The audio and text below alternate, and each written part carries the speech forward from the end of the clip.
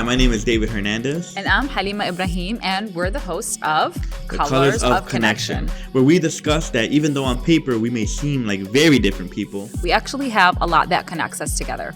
We hope you enjoyed today's episode and make sure to follow us on social media.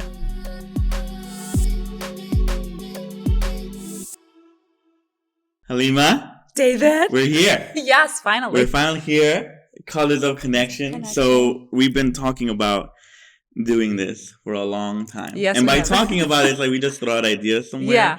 And then somewhere in November, we did a lot. Mm-hmm. We got this. We created this logo, yada, yada. We had our topics down. Yeah. But then there was a lull because I got kind of busy with the theater really busy, and stuff. Yes. But I'm so happy that we're doing this. How are you feeling? I'm feeling good. I feel relaxed right now because we're on break. Yes. It's just like a nice kind of, I feel like myself, if that makes any sense. Like you just feel good. And I'm it's the first break where, I felt this first in Thanksgiving break. Mm-hmm. So for our audience, our new audience, we both work at a high school and we're actually kind of doing our thing at the high school. It's a very great high school. I went to it when I was a student as well. And me and Halemah both met because we are aides. We're basically tutors in the school's library. Yes. Where they just focus on helping out students. And somewhere down the line, we were like, we should do a podcast together because the way we would flow would just be so awesome. And the premise of this podcast was how on paper we are very different from one another, right? Very different in terms of age, gender, nationality, religion, like anything you could think of. So we have no business being friends, really. But yet we have so much in common. Yes, we do. And there's so much that we both look forward to and so much in common we live by. And I feel like I have more in common with you than some of, guys who might be exactly like me on paper. Yeah. Right? So this is really exciting. I'm really happy we're doing this. Yes, me too. And listen, for our audience, our amazing million people audience, no, I'm just playing. We're gonna get there eventually at some point. Hopefully. So let's get to know. Let's have the audience get to know us a bit more. So Halemah, I want to start with you. Yes. Okay. I want to start with you. I'm gonna ask you a bunch of questions that come into my head, and then we'll reverse it. Okay. So Halemah, tell me your life story. You have such an interesting life story. Very almost nomadic life story. Like you always like kind of in between places. So first of all, where are you from originally? Originally, see, this question is kind of hard to answer because I want to say Chicago or like the south suburbs in Illinois, a little town, Burbank, that I grew up with or in my whole life. And another part of me wants to be saying, oh, I'm Palestinian. I'm from Palestine. I spent my childhood there, or a big portion of my childhood years there. Most of my family is from there. We go and come a lot to and from Palestine. So like I can never say like, yeah, I'm from here. You know what I mean? It's like, oh, well, what do you mean? And so I kind of just have that explanation for people. It's kind of like, well, I grew up here. I was born here. And then we moved back home to Palestine for 4 years or so. And I have a lot of siblings and each of them experienced like a different amount of, years there. But basically, let's just keep it. I'm Palestinian, and I live in Chicago. Is there awkwardness of like having to choose one in a way? Like, is that like a weird thing? Like, oh, like they asked me where I'm from. I guess I have to choose one thing because I think beautifully you said two things. You were like, yeah, I'm from Palestine and I'm from Chicago. Yeah. It's like they both really shaped me. But like, is there a weirdness of like having to just choose one? Like, do you feel pressured to choose one? That's a good question, actually. It's not that there's a pressure. It's kind of like, well, who am I talking to and what really are they asking me? Because if it's somebody who is just not knowledgeable about like where I'm from and so forth, it's just easier to say, yeah, I'm from Chicago. Versus like a friend or somebody like I'm having a good conversation with, I'll explain to them, well, my ethnic background is Palestinian. So it just depends, I guess, on who I'm talking to. Yeah. Interesting. Yeah. I wonder if sometimes, especially with people of color that come from complex backgrounds, sometimes it's when, like, what's the easiest thing for them to digest sometimes? Like, which is weird, right? Yeah, because sometimes you're like, oh, this person might just not get it. Yeah. But is that my responsibility then to explain to them, or should they know this? That's a good question. I feel, we're going to talk a lot about that later. I feel like, what is our responsibility? What is our responsibility to people who don't know Yeah. what country I'm from? Yeah, especially in a place, and I would say even a school that we're at, that's very diverse, right? So it's an interesting subject there. Yeah. But I want to jump to a bit later in life. So you grew up obviously very diverse in terms of where you're at.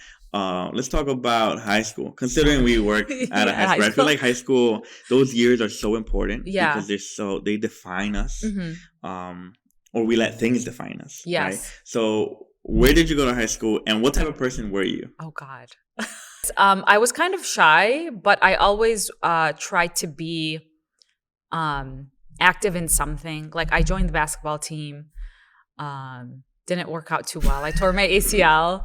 And I always loved like the theater. It just looked like they always had fun and were always doing like just, really cool stuff.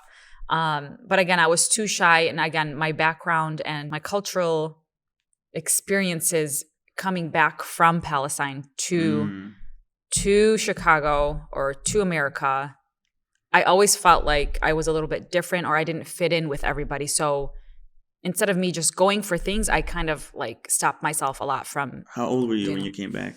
I was in 5th grade. Oh, okay. Yeah, so you had a couple years before high school. I did, but I was still like an ESL and like I had to relearn English. And so I always felt like I just still had to go a little bit more or do a little bit more to be part of the norm, or the normal group of kids that were, I'm sure other people were experiencing this too, but for me, it was just like an internal world. Yeah. But I still made friends. I was like talking to people like who were on the cheerleader team or like athletes or whatever. Like I tried to be funny and nice. And I think my experience was good, but it wasn't like so like astonishing or anything. Like it was just a very normal high school experience, I would say. Did you know what you wanted, like what you wanted to pursue after high school? I always liked photography. But again, I was always just scared of everything. I think I have to explore a lot of this, why I wasn't, I didn't feel like I had it in me to just go and like, yeah, I want to do this or yeah, I want to do this. Again, I think I stopped myself from a lot of things just because I felt, again, different or whatever. But I liked photography. I liked psychology. I didn't have anything like specific that I'm like, yeah, this is what I love and I have to go for it. Versus I think a lot of people did and didn't. I think everybody's just different. Yeah. But for me, no, I just started off slow at a community college and then did psychology, which I loved psychology. I love human behavior. Don't try to analyze anybody though. So it's hard. It's a hard thing to really grasp emotions and people's personal experience from like childhood up. Yeah. You know what I mean? And that's very difficult when you're meeting people to just assume all these things about them. So I love psychology. I love human behavior. And then I just did odd end jobs. I like trying different things. I don't like to stay in just one thing. I love learning, just growing. I don't like staying like the same in learning, I guess. Tried network engineering when COVID hit. And then that kind of brought me into the educational field because there was positions open to like, being a sub and like instructional assistant. So I kind of just stuck with it until now. Oh, time to go. There's a bell. So yeah. And okay, so I guess throughout your college years up until like your age now, like what would you say has been you can just give me some examples of like what were some life defining moments for you that really, I guess, changed you as a person, took you to the next phase of your life. Because if we think about like the book of life, right, and like how every year is like a new chapter. Like people love talking about new chapters, right? Yes. Which is it is interesting though. But like if you were to take like a photo album, and every photo there was a significant moment in your life, what were some of those moments that you can think of? Oh, geez, that's a hard question, David. It's not that like I think everything is significant, right? Mm-hmm. I don't think anything like one particular thing was so kind of life-changing for me other than like worldly things that had happened in like the country and across the world, like 9/11. That was when I was in high school. Those things are more of like a turning point for me versus like milestones in life, like my graduation or like kayaking in the Pacific Ocean. I don't know. Like, you know what I mean? Like it wasn't. So yeah, more of like bad things happening in the world kind of affected me a little bit more than like, I want to say personal life-changing moments. Interesting. Yeah. I don't know. I think my perspective might be a little bit different in that sense. But no, I feel like that's something we can talk about later. I feel like that's going to be a topic later. This idea of like how, in a way, what affects us and what doesn't. Yeah. What were some of your happiest moments in life? Do you recall any memories that were just wow? I was fired up. There's a lot of happy moments, but I think like most of the ones are when I'm traveling or like experiencing like a new city or like a new state or something like that, or like national parks. That stuff kind of like makes me really happy. Going out in nature, like hiking. Happy moments, like I have like 20 nieces and nephews. Like whenever somebody's born, like that's always a happy moment.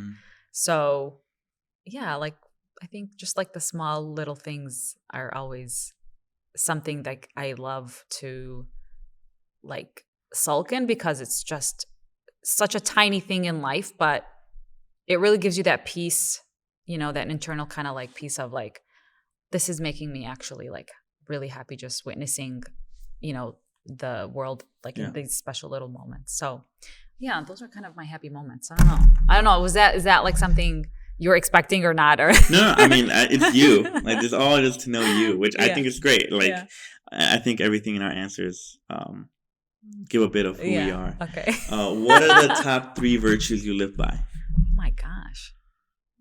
These are really difficult. Dude, come on now. I'm a professional interviewer. Virtues. Okay, so like being honest. Honesty. To yourself and to others. Yeah. Like I can't deal with or tolerate, I think, people who are not like honest with themselves and to me. So that's a really important thing. Yeah. Honesty. Forgiveness came up, I remember once with us.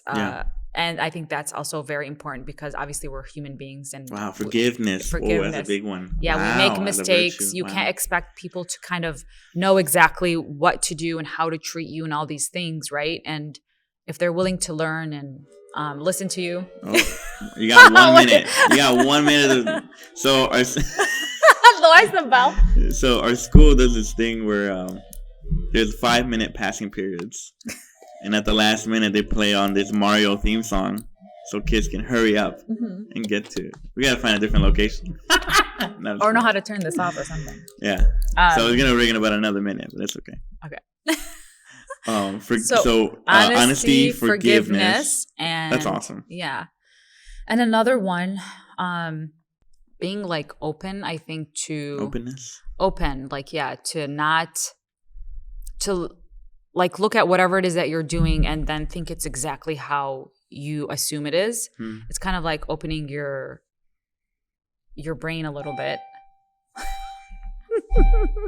That's so funny. Openness. Okay, so yeah. Sorry. Okay, openness, forgiveness, and honesty. You know, I think those are great virtues, but like to a third person, like a person like, wow, that's intense. Yeah, it is. That's intense. So like, wow, like what does it take to be your friend? Yeah, exactly. No, I'm just kidding. I think it comes with age again because we have such a different like age gap, and I think that's what's very cool about this is like I'm in such a different place that I don't think I would have said the same thing at your age. True, I might have said one of those things, but obviously as you grow and you learn and you have experiences, you become a little bit more aware of everything, and so. It's just you want to be on, a specific type of path, and well, at least for me. So that's what, you gotta like, for sure. No, for those of you, like Halemah does not look her age. Let's just say that she looks younger than me. No, I don't. Thank you. But we're gonna keep. Well, I'll let her. She can reveal that later. But yes, we are of different ages. Well, those are great. Thank you. So that's I think what I. Okay. Yeah. Okay. Favorite food. What do you love to munch on? Oh my gosh. Okay. God, I love candy. I mean, does that? I love sweets, like, but obviously, I pay attention to my health a lot more as you grow and you get older. But like, my favorite foods there's a specific dish, Palestinian dish. It's like, they're almost like dumplings. It's like ground beef and like a little dough dumpling. And then it's like a soup, like a yogurtish milk soup. We just had it actually like 2 days ago. So it was really good. Yeah. Anything new, different. But I'm not very like. Yeah. What do you like to do in your free time? I like to take walks. I sound. See, this is gonna give away my age. If anything is gonna give away my. Go on walks. Not on the beach. No, I love to explore nature. Like anything that's kind of quiet, green. Paths, like little nature paths, cup of coffee, just trying out new coffee shops, reading books. I've become that person. Yeah, I don't know. That's what I like. It sounds very peaceful. It is. I think that's what it. Yeah, I just want something like quiet and peaceful, and just nice. Like I mean, that might be the answer, but like, what's something you value now that you didn't value like 5 years ago, or even 3 years ago? Oh gosh, even before COVID, maybe. That I value. I think time with, like, quality time with people that you care about and that you love. Like quality time, like actually listening to them, doing things for them. Before it was kind of like, oh no, I just want to like do my own thing, whatever. But now it's like, okay, I can do my own thing, but I also want to pay attention to like this special person in my life because, time is limited. If you have a parent that's older or aging, you just want to make sure that they're taken care of too. So, Quality time with people that you love. I think that's something to pay attention to. Yeah. So that's a little bit about me. I felt like we got really deep there. I was just shooting questions, man. Okay. I think you're such an interesting person. Thank you so much, David. Even though I didn't want you to get hired in the beginning. Let's talk about first impressions. Yeah, actually, when people meet you.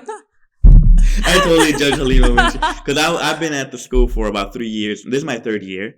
Last year was your first year. Yeah, it was my first year. This is the second year. So Halemah came by because they were interviewing at the time for another tutor in the library, and you know what? Because you came in, you had like a long coat, like you look so bougie. Okay, first of all, you have to look a little bougie for an interview. And then I think one of them said that you were a photographer or something, and I thought, I'm like, okay, it's just an artist trying to get by. Okay, it's a hobby of mine. I didn't say I was a photographer. I think someone else said it. Yeah. Like, she's a photographer. So I was like, okay. I was like, don't hire her. She's not in it for the kids. I actually am. I did not know. I obviously, I totally judged you. Yeah, so you did. My bad. I forgive you. This is when the forgiveness comes in. So forgive. Yeah. But then you got hired that same year, right? Yeah, came in and it was like a week or two after. Yeah. It was just so funny. I think I clicked with you again because you're creative. I think we have that creative side. There was like just such a nice like happy feeling. It was kind of like, oh my God, I like this kid. Like he's just so nice. And again, like, when people are kind of new, like, I don't know what I was doing yet or where does this go, whatever. I think you were willing to kind of like show me the ropes as far as the ropes go in the TLC. Oh my God. But you had like a kindness about you. You had a really like soft presence. Like it wasn't like harsh and like chaotic or anything like that. So it just felt welcoming and it made me feel comfortable. And so yeah, my first impression of you was, I think, a little bit different. I'm so sorry. But like, that's it was good. It was a good first impression. Yeah. Yeah, and it was it's been such a fruitful friendship. Yeah. That has like it's just like when you're not there, I'm just like, dang. I know, same. I'm like, when is he gonna come? He has first hour, second hour. He's not here yet. Because I look forward to whatever we end up talking about or discussing. Because again, I think for me, it's like. important topics or it's not so mundane. It's actually like really it's not good just communication that can actually make somebody think differently or care about different things, other than just whatever our own little world consists of. No, for sure. I love those too. Yeah. Like, you can only do small talk for so long. Yeah, exactly. So, so when I learned about you and what you did like at the theater, I don't want to say class, at the theater program, I guess. The theater program here. It was just like astonishing to me because I'm like, dang, you really like switched up like the whole program. You were kind of like really digging into like the past, the history. You really like researched everything. It was just really amazing to see that. I'm like, damn, you're dedicated. Like, this is a person who really cares about this. He cares about his students. He cares about, these. I think it made me realize like how it affected you maybe with your experience in theater. And I just wanted to learn more about it because it just felt like such a freeing thing. Like me watching you do it, me watching you or hear you talk about it. It made me feel free that like you're able to do that for yourself and feel such freedom in your work too, Yeah. So I love that about you. Yeah. Go ahead and explain to us how this all started for you. Yeah. So for those of you that don't know, I am besides being a tutor with Halemah in the Teaching and Learning Center, I also run the theater department here at the high school. So I'm the teacher and the director for all like the productions we do here. Theater being like acting in front of an audience on stage, that Shakespeare stuff. If you don't know what theater is. I've always been an artist. Like I loved music growing up when I was a kid. I used to do lip syncing all the time when I was put on a little radio and just, dance and sing.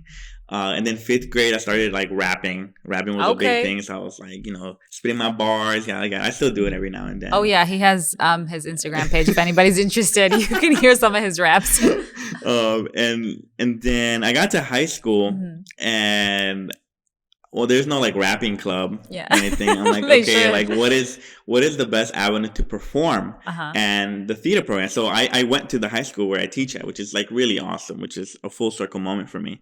And I'm like, okay, well, what's there? And the closest thing was musical theater. I didn't do it my freshman year, but I had a great friend, Larry Henderson, other known as Tyreek. He's so awesome. He's in New York right now doing music and everything. He's just awesome.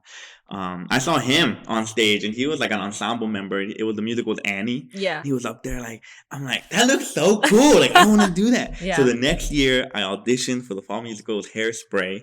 Okay. And I'm thinking I'm going to be like the backup dancers, right? Because like, like that's kind of where I fit, right? Yeah. But they gave me an understudy role for one of the main characters. That's amazing. Corny Collins, who is like very game show host. Yeah. Host of a television show, which was perfect for me, right? And they liked me so much, they gave me one night. That's crazy. Because typically understudies don't perform. Yeah, they don't.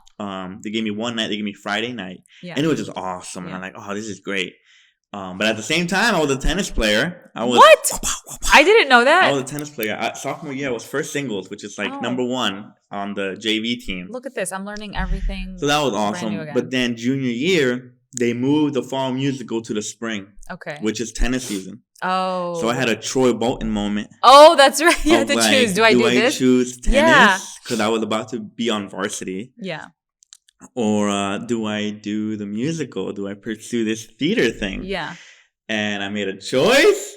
I remember I went to my coach, who is now the superintendent of the school, which is crazy. Yeah, I didn't know that. So I'm like, I don't think I turned in my racket, but I was like, hey, I'm just letting you know out of respect. Yeah. I'm not going to do tennis. I'm going to pursue this theater thing.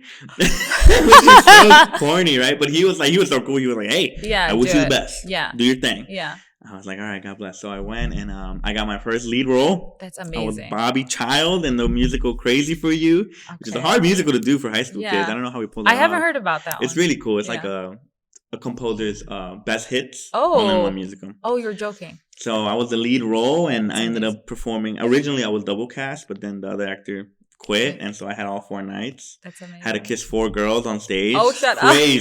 Crazy. Like, no high school kid should be doing that. Yeah. And then I remember it was closing night, and the show ended, and we got a standing ovation. That's so amazing. And I just started tearing up. Aww. And I was like, this. Yeah, you're like, this is what I want to do. This is what I do for the rest of my life. So that was your moment. Yeah, and it was a choice. So all Okay. senior year, I did theater. I was involved. I did a bunch of stuff too. I was very involved as a high school student. I did marching band. I was a part of the speech team. Yeah. I was teaching poetry at the middle school. That's amazing. I was organizing open mic events. Like, I just did a lot of things. You have this thing in you that like is the initiator. And I think I always mention this to my friends. I'm like, I love David because he's such an initiator of like anything that he thinks that he wants to do, he's going to go and do it. Thank you. Yeah. And that's so inspiring because I think a lot of people don't do that, or like they'll make excuses. And I think we talked about this too. Well, how I always like make excuses of fear or whatever, blocking our choice to go forward in whatever it is that we want to do. I'm just like, David, I'm sure you have the fear. Like, I'm sure it's somewhat there, but like, but you still, there's this thing in you that like keeps going and trying and making this happen. Even this like podcast thing, I'm like, yeah, it was an idea. But for me, I'm like, oh, like it was still marinating. Oh, do we actually do this or not? And he's like, let's do it. So we're doing it. And it's amazing. Yeah. I mean, I've been releasing music since I was in 7th grade. Yeah. And it was terrible at the time, right? But like, there's just something about, having an idea and making it happen. Yeah. And even if it's not great, right? I'm really fascinated by the idea that this didn't exist before you created it. Yeah. Right? Like, wow. Like, that's what birth must feel like, right? It's like a whole human being it's like, is what? there. Yeah, it's like, wow. It comes from you. It's like miraculous. It's like, wow. It is miraculous. Come on now. Yeah. Woo! So yeah, and then I went to college, and a lot of people told me not to do it, not to go into theater, and I don't recommend anyone going into theater because it's a risk, But the thing is, I knew that though. Like, I knew everyone told me like, don't do it. It's not a secure thing, and they were right. Yeah. Like, but that's the thing. I was willing to die for it. Like, it's a big thing. Like, you have to really hustle. Like, yes. I mean, especially people who are like trying to be in New York and like even Broadway and all these other places. Yeah. Like, I can't imagine it being super easy, but you're going to be having to struggle for like a while before you get anywhere. Yeah, I mean, like my girlfriend Natalia is like living that life right now, right? And she's found success too. Like, she's not struggling, but like that's her life. Like, she gets a gig, we celebrate, and then it's over. It's over, and then she has to find a new one, right? Yeah. So I give her a lot of props for like just diving deep into that life. Yeah. And I was ready for it. And I want to make a big deal about that because like, I come from immigrant parents, right? Their big thing was like, really? Yeah. I came here to give you, and you want to like go to that? Something unsecure? Yeah. That's huge, right? But I was like, no, I'm willing to be homeless for this. And I was serious about that. Yeah. So college came around. I went to UIC, UIC School of Theater and Music. Shout out to them. And I hustled. I hustled and I found directing. I found that I like being in charge of the big vision. Then I found producing. I'm in charge. I love being in charge of the behind the scenes stuff, in order to make something happen. Yeah. And then by the grace of God, I found education. Yeah. Because I graduated college. I self-produced like around 12 projects, 12 productions. And then luckily, they were looking for an assistant musical director here at the high school. And I came in thinking it was just a gig. Yeah. And while I was here, they're like, hey, like, be a substitute teacher while you're at it. Do your thing by night. Yeah. Fill the day. I'm like, great idea. So I started substitute teaching. And then they're like, hey, like the speech team is going to die. Do you want to take it? And at the time, my best friend, Jennifer Gutierrez, works here as well. And I'm like, hey, we did speech together. Yeah, let's do it. You take the head coach position. I'll be your assistant. She's like, let's do it. Yeah. And then little by little, like the theater program started opening up to me and just started giving me more roles. And by the end of my first year, I was the head of theater here. That's amazing. And it's crazy because at the time, springtime, I had a contract to go be an assistant director at Marriott Theater, which is a regional theater, like way up north in Lincolnshire. Yeah. But it's like one of those theaters where like you get the program that has Playbill on top. Oh, like, yeah. It's one of those big ones. Yeah. And I had done a couple production meetings. I went to like an audition to see actors, to see kid actors. Like, I was happening. And I was like, whoa, my first regional gig. Yeah. But then it got to a point where here at the high school, they needed a director for their last production of the year. And my thing, I was going to leave. Yeah. I had done 2 already. And I was like, okay, well, if I don't do it, who's going to do it? Yeah. And they're like, well, we're probably just going to cut it. And I was like, oh, this is the first year back from COVID. You have a couple seniors here who just want one last thing. Yeah. And I was like, oh, my kids. Yeah, we can't do that. So I called up, Marriott. I was like, I'm sorry, but like I'm gonna stay home and Yeah. take on this, right? And it's a big move to make. Yeah, it is. Because the industry is cutthroat. Yeah. You know, as much as they don't tell you like, oh, you're not blacklisted from anywhere. Like, Yeah. let's be real, Yeah, right? yeah. Like people have emotions, It's and gonna be people hard. think things personal, right? Yeah, they do. So I'm not saying that they did, but that was my assumption. Yeah, right? yeah. I kinda It could assumed happen worst. down It the could line. happen, Yeah. right? So I stayed here, and they were just, they were paying me a lot more here, Yeah, yeah. right? So I became the head of theater, and I was like, oh, this is awesome. We ended with 56 kids in the program that year. That's we brought a so program. cool. Yeah. We kept it alive, Yeah. which was a miracle in itself. And then last year was my first full year, just completely taking over. And we produced like 9 shows. We ended up with 100 kids in the program, and it's just been awesome. And I think the biggest thing that I'm grateful for is to have a job that is about servitude. It was no longer about me. Yeah. The industry is so much about look at me, hire me, because I'm trying to make money, I'm trying to live, right? But here, it's stable enough where I get steady income, which is amazing. Every artist's dream. Yes. And it's not about me. It's about what can I do for the students. Yeah. And I've learned I'm sure so much, and I've sure. aged so much. I don't think you've aged. Because for 8 hours a day you're the adult in the room, right? So yeah. I was 22 years old when I became the head of theater. I just turned 25 recently, so I had to grow up very quickly in order to be an example. Yeah. So yeah, that's kind of been my journey, and man, I'm just very grateful. Yeah, and you're still on that journey. Still on. So I guess then, what are your 3 virtues? Going back through all that stuff, kind of, and you're still like only 25, so it's the 3 virtues that I preach to my theater students. Okay. It's patience. Okay, patience. Because not everything goes your way. Yeah, that's true. And it never will go your way. Yeah, Patience. That's a great one. Kindness. Kindness, yep. The world is cruel enough. This doesn't need to be a place for it. Yeah. And focus. Focus. You gotta lock in, man. You gotta whatever you want to achieve in life. It requires focus. Yeah. Uninterrupted focus. So those are the 3 things that I preach every day to my students and myself. I need because we're so distracted again. Social media, computers, whatever. We're always on this digital world.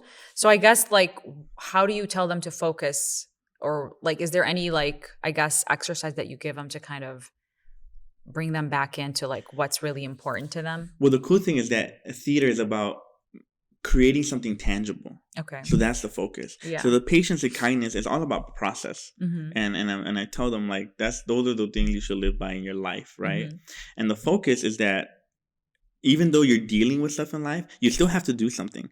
You still have to go to work. Yeah. You still have to go to school. You still have to put in the reps that you want to do, right? So for us, it's cool because while we're learning about life, it's all towards this medium of producing something. Yes. So at the end of the day, there is an audience waiting for us. At the end of the day, we're promoting something. So I really love how I'm able to teach about life now through the medium of theater. Yeah. And that's super exciting to me. So focus, man. Memorize your lines, right? Yeah. Tap into your character. All of this is very important because ultimately you're going to perform this. You got to show somebody what it is you learned. Yeah. It's assessment in the world of education, right? Yeah. So that's the big focus thing is hey, you're going through it, but you need to push through right now. Yeah. Because if you can't, and also just going on stage is very vulnerable. Oh, of course. Very vulnerable to be up there and have all these eyes on you, right? It's one of the hardest things. So if you can do that and face your fears as a character, you have to go about through life where the audience is everywhere and be yourself. Yes. That's the tough part. Be yourself. And I think you present that so well because when you go on stage, even the little things that I've seen here and there of what you do at work, I'm just how does it just seems so natural to you? I feel like some people are just born maybe with just this thing, right? But also it could be a learned thing as well. Yeah. But you have it. It's just this natural ability to go on stage and here I am, judge me, do whatever you want, but it's who I am. You know what I mean?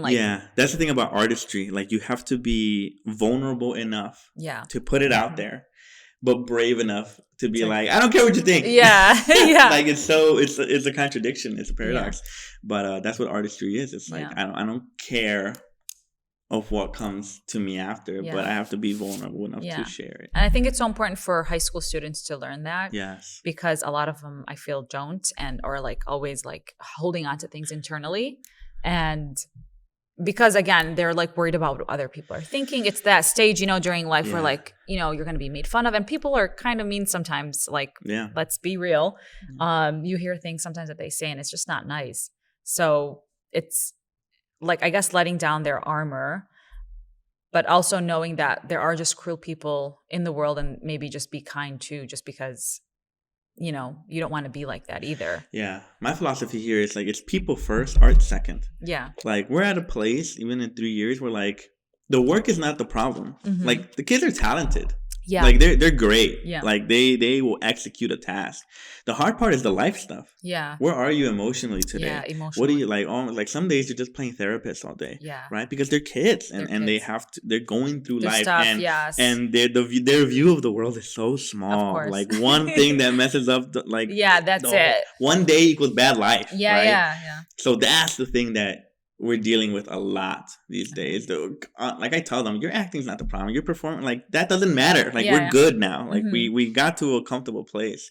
But the only way we can keep getting better is knowing who we are. Yeah. You can't bring justice to the truth of a character if you're not bringing truth to yourself. Yes. So that's the big thing that I think where we're at today. That's amazing. Program. Yeah, exactly. And that kind of relates to, like, obviously real life. The justice thing, and obviously being true to who, what you stand for, whether it's a character or yourself, like, stand in that truth and honor. And even if it's like, especially when it's a character that's not like you. Yeah. Or a character you don't agree with. Oh yeah. Like those, like, that's practicing empathy. That's why I love theater, because like, you'll never know who you're gonna play. Yeah. And that's true diversity. That's true inclusivity. Put yourself in someone else's shoes. Live it. Yeah. Yeah. So that's why I love about it. So I'm very grateful to be like, I'm so privileged to. Yeah. I'm so privileged. To be an artist, to make a living, to feel like I have some sort of impact. Yeah. And just gratitude every day. Yeah. That's what you have to remember. Yeah. It's all of it is kind of like, that's it. Like, it just seems like you're already where you should be, even when you're like 70. You know what yeah. Do you know what I mean? Like, I feel like you have it figured out. Do you know, when I look, I'm like, like, that's amazing. Like, it's really good for somebody like at your age, but you've always done all these things that led you here. Yeah. Okay. So, like, looking at your parents now, like, is it something that they still kind of are like, oh no, we don't, like, I wish you never did that, or like, or kind of like, oh, no, I see you trying, or regret, but I mean, my mom is just happy that I have. She loves that. Like, I still live at home with them. Yeah. She loves that I'm making that I have a job that's consistent. She loves that it's at school. Something about schools makes her feel safe, I guess. Yeah. And then she loves that that I'm using my degree. Yeah. And she loves that I'm close to home. Yeah. In terms of where my job is. Yeah. Down the block from. Yeah. So yeah, they're happy. Yeah, good. They're happy. And it's parents are hard to navigate with. Of course. Right? They're hard to please, I feel. Or like, yeah. But I got lucky. I think if I went any other route, they might have, Yeah. But once again, I was ready for that risk. I knew that was gonna come with a challenge. I knew that my parents might never accept it, right? Like, even when I graduated, my mom still thought it was a hobby. Yeah. She's like, but eventually you're gonna get a real job, right? Yeah. Because she thinks that like a degree is just a degree. Like, you can do anything with a degree. Like, no, it depends what type of degree you have. It does. So yeah, I have a degree. Awesome. But it's a theater degree. It's like, we all have degrees, and I think most of us are working in fields that actually aren't even what we studied. I think a lot of people, millennials especially. Yeah, you have to go into like, and I used to be the biggest advocate against it. Yeah, of like what do you mean? They were like, oh, make sure whatever you make sure it's practical. Oh, I see. Make sure like anything with studies or something, like, don't do it. And I was like, right, like, let me do what I want. But it's true though, like, it's true because it doesn't work the way you want it to or think it does. You get out there again. I also went to Columbia College for like a year and a half, and I thought I wanted to do documentary films or like, direct a film. And then I get there and I'm like, what is this? Like, I was doing film. I really wanted to learn about how to like produce, how to direct. I was just something, I loved movies. And again, because I'm from Palestine, I always wanted to showcase like where I'm from, because I'm like, oh, a lot of people don't know this area and our struggles and stuff. So that was one of my ideas as I was going into college. I actually had gotten my psychology degree already, but I'm like, let me try this. Yeah. But it was super expensive. It was a lot of collaboration, and I feel like it was a lot of men or more boys than girls or whatever it was. Yes. And like I liked cinematography. I think I was kind of like all over and trying to figure out like exactly what I wanted to do. But you get there and you learn that it's not what you think it is. And you're just like, oh crap, you know? And so you're like, wait, do I really want to do this or not? Like this is going to take a lot in terms of money, like working with people, collaborating again. And sometimes people don't want to work on what you want to work on or what you want to say. So you have to find, you know, your group of people. But I just found it really challenging, and I think I had a lot of self-doubt, and so I was like, this is not for me right now. So I just kind of it's difficult. It's Stepped difficult, out. especially when it comes to art. That's why I made a big deal. Like I was willing to die for it. Yeah. Because it's not. No, it's like a hustle. I don't wish that. I don't wish that upon anybody. Right? No, for real. Because it's hard because it takes so much faith because you're putting all your eggs in one basket that could eventually not work out. Yeah. Especially when it comes to like in a theater, like to self-produce theater professionally is very difficult. To make a film. Yeah.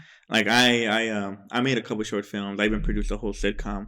But man, like it's like war flashbacks, right? And I loved it. I enjoyed it. Yeah. But that was a lot of work that I don't know if I'm willing to do again. Yeah. And that's different for everybody. Yeah, it's different for everybody. Like some people live that and breathe that, and they this is what they want to do. And I commend those, right? And that's like, even though it is difficult, I'm not saying don't do it. Yeah. I'm saying that know what you're getting into. Yes. And we can't pretend like anything is easy. Regardless if you're going to be an English teacher or a doctor or a filmmaker. Like everything has its challenges. Yes. And we can't pretend that one is easier than the other. And just because it looks fun doesn't mean it comes difficult. Doesn't mean because it looks difficult, it won't be enjoyable either, right? So, because we all go home and we watch TV, we watch Netflix, we listen to podcasts, listen to music. Like all of that, it takes art, but all of that art took so much to do. Yes, it did. So therefore, I have a greater appreciation for it, and I commend anyone who lives that life and just is still fired up about it. Right? I know, because what I tell my kids is like, pick your favorite suffering. Yeah, that's the new thing. It's like pick something that you're willing to suffer for, like that you're okay with suffering for. Yes, because you go into something that you want to do, but the moment it gets difficult, you're like, can't do that. And that's hard, especially a lot of high school kids who, especially the high school kids who go like the all honors and AP route. Yeah. In their senior year, they're just like an academic robot, right? And they're great kids, they're awesome, but then they don't know who they are. Yeah. So they're out here, everything is trial and error, and they're paying for it. Yeah. And they don't know what to do. And the thing they thought they would want to do, they thought it would be great, but now it's hard, and now they're stuck. Yeah. So they're geniuses. Because that's the only thing that they ever like did. Yeah. So now they're geniuses, but they don't know what to do with it. Yeah. Right. And that's a hard place to be. I'm glad I'm not in that place anymore. Wow. It's good to be out of high school in the real world, I guess. I have a question for you. Sure. So as we wrap up this little episode, what is something you look forward to these days? Okay. I look forward to basically really, again, quality experiences with good people, with nature, with the world, like really just immerse myself kind of in like the natural world of things versus like materialistic or made up stuff, I think, which is a little bit different than what we enjoy like talking about, like, which is art and like all that stuff, you know what I mean? So I like to kind of remove myself and then be really in like the world and kind of just the human experience and strip down kind of and just be at one with your reality and its quietness and all that stuff kind of, so it can just bring you back to like really what's important in life. Yeah. Nice. So that's what I look forward to. I know I'm a little older, David, so I sound a little bit more like this hippie, sure. You know, like I just want peace and, you know, but you have to, it comes from somewhere, you know what I mean? So yeah, so that's what I look forward to. Yeah. The opposite. Like what? The fire. Really? Yeah, you just want to. Yeah. I was watching this other podcast the other day, and it was, they were talking about like, you are who you surround yourself with, right? And one of them was like, for me, I love hanging out with people who you look into their eyes and it's just fire. Like they're so fired up about life. Okay. Like you talk to them and you feel like you can take on anything. Oh yeah. And actually, my friend Haiti, who recently has been in the theater a bit. Mm-hmm. She's been doing observation hours for her social work program. Oh, nice. And she recently told me that she's like, I love coming here because like when I talk to a lot of the kids and I talk to you, like I feel inspired. Yes. And then she was telling me an example of her talking to this other lady. Yeah. Who's a bit older, and she's like, I just want to kill myself after talking to her.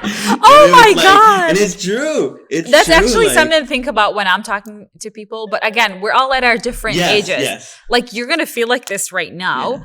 I'm not saying that you're not going to feel like this later, but over time and as you grow and, you're that fire, it turns into sort of like a subtle crackling of something. You know what I mean? It's not necessarily like this blazing, like whatever. No, for sure. But and I just hope I hope I can inspire someone in a different way. Yes. Like right now it's fire, but later on I want kind of like what I feel when I talk to you. Like I feel super at peace. Yeah. I feel super at wow, like I like cooling water. Mm-hmm. Like that's how I feel when I talk to you, and I love that feeling, right? It's still a positive feeling. Yeah. But I get that, like what your friend was talking about. I get that from you too. Like you're always like, let's do this, let's go, that is, you want to surround yourself with people like that. So for me, I bring a certain like that kind of feel, and then you bring that type of feel. We balance each other out, right? Like so it works exactly because I need that sometimes. Because in life, obviously, you get like bored or whatever, and you want something to ignite, like the experiences that you want to have in life, and like really memorable moments and things that make you feel like you're capable of doing something and changing somebody's life or inspiring them to do good. So that's where you come into in dealing with these kids and their youth, and having that around you also kind of keeps that fire going. You know what I mean? So it's good who you surround yourself with, because you can get all aspects of life. So it depends on what you want to feel during that time, I guess, in your life too. So awesome. This is great. I think this is a good episode. Yeah. Okay. Good. I think we're gonna have to cut things here and there. Not bad. Signing off on episode 1. Adios.